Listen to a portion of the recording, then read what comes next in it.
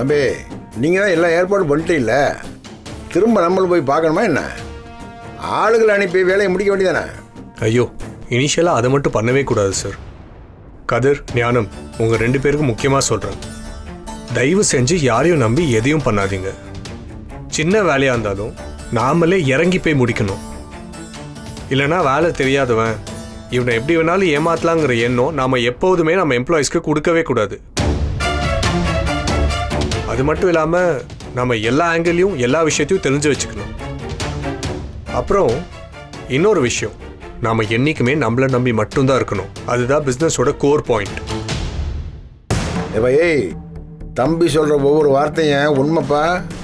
நம்ம இம்புட்டு வருஷமும் ஆடிட்ரு, வக்கீல், மேனேஜர்னு இவங்களை நம்பி ஓட்டிட்டான். இனிமே அப்படி இருக்கக்கூடாதுப்பா.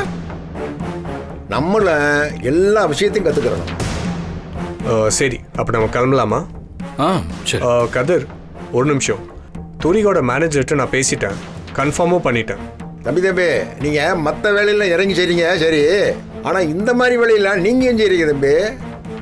ஆளுகிட்ட விட்டுற வேண்டியதானே? சார், நான் உங்களுக்காக என்ன வேணாலும் செய்வேன் சார். அப்புறம் கதிர் சார், நான் அவங்ககிட்ட பேசி ஃபைனலைஸ் பண்ணிட்டேன். எதுக்கும் நீங்களும் ஒரு வார்த்தை பேசிடுங்க, சரியா? அதுக்கு என்ன, பேசிடுறேன். நானும் பேசலாமா? நான் நடிகை தூரியாவோட தீவிரமான ஃபேனு. அவங்களோட எல்லா படத்தையும் ஃபர்ஸ்ட் ஷோ தியேட்டரில் எல்லா டிக்கெட்டையும் வாங்கிட்டு நான் மட்டும் உட்காந்து பார்ப்பேன். அவங்கள பார்த்துட்டா நான் என் வாழ்நாள் பலனை அடைஞ்சிருவேன். ஒரே ஒரு செல்ஃபி நடிகை தூரியா கூட எடுத்துட்டேன்னா நான் ரொம்ப குஷியாயிடுவேன். மூடுறாவாய, நாங்க ஒண்ணு பேசுறப்ப ஏதாவது ஒண்ணு பேச வேண்டியது குறுக்க. தூரிகாப்பா.